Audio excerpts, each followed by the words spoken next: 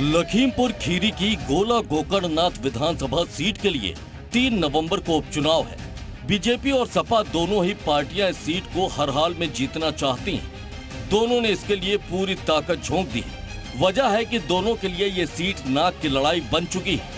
BJP ने इस seat पर जीत दर्ज करने के लिए दिग्गजों की फौज उतार दी। खुद सीएम योगी आदित्यनाथ 31 अक्टूबर को एक बड़ी रैली करने यहाँ पहुँचना है। बीजेपी अपनी जीत के सिलसिले को बरकरार रखना चाहती है, वहीं सपा इस सीट को जीतकर एक नया संदेश देना चाहती है। मैदान में केवल बीजेपी और सपा ने दांव आजमाया है। बीएसपी और कांग्रेस ने उपचुनाव से दूरी बना रखी है। पिछले चुनाव में बीजेपी ने यहां से 29,000 वोटों से सपा को हराकर जीत अपने नाम दर्ज की थी। हालांकि बीएसपी का वोट बैंक भी पिछले चुनाव में यहां अच्छा खासा दिखा था। ऐसे में बीएसपी का ग्रास रूट वोटर भी शिफ्ट होगा। ये वोट बैंक जिधर भी जाएगा उसको लंबी छलांग दिलाएगा, यानी उसकी विधायकी की कुर्सी पक्की हो जाएगी। वोट शिफ्टिंग ही इस बार का नया विधायक तय करेगा। पिछले चुनाव में बीजेपी प्रत्याशी को 1,26,534 वोट मिले थे, सपा को 97,240, बसपा को 26,970, कांग्रेस को 3,513, आप को 1,909, नई क्रांति पार्टी को 1,143, जबकि निर्दलीय उम्मीदवार को 711 वोट मिले थे। 3 नवंबर को लखीमपुर के गोला गोकर्ण सीट के उपचुनाव को लेकर अब सपा और भाजपा आमने सामने हैं। ये सीट अब नाक की लड़ाई बन चुकी है, जहां एक तरफ बीजेपी के सामने इस सीट को बचाए रखने की तमाम मुश्किलें हैं, तो वहीं सपा इस सीट को जीतकर संजीवनी पाना चाहती है।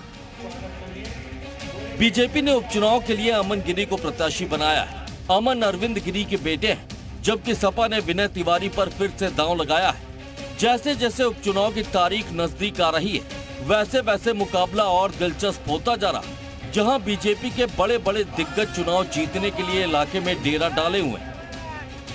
चूंकि जनता को विश्वास है कि भारतीय जनता पार्टी सबकी सरकार है, जनता की सरकार है और जनता के कल्याण के लिए कार्य कर रही है। चाहे रामपुर हो, चाहे गोला गोकर्णनाथ हो, हर जगह भारतीय जनता पार्टी के पक्ष में लोग वोट डालेंगे। वहीं गुपचुप तरीके से समाजवादी पार्टी भी सेंधमारी की कोशिश में जुटी हुई है। इतना ही नहीं, वो अपनी जीत का दावा भी कर रही है। समाजवादी पार्टी का एक एक कार्यकर्ता अपनी जान की बाजी लगा करके ये चुनाव जीतने के लिए लड़ रहा है और जीतेगा। बीजेपी के रणनीतिकारों का मानना है कि अरविंद गिरी इस सीट से 5 बार विधायक चुने गए थे। यहाँ के लोग उनके काम से खुश हैं। गिरी परिवार की छवि भी ठीक है। ऐसे में अमन गिरी को यहाँ पर सहानुभूति का फायदा मिल सकता है। वहीं सपा को विनय तिवारी और जातिगत वोट बैंक पर पूरा भरोसा है। ऐसे में अब देखना होगा कि इस उपचुनाव की अग्नि परीक्षा में कौन पास होता है। ब्यूरो रिपोर्ट, जी मीडिया।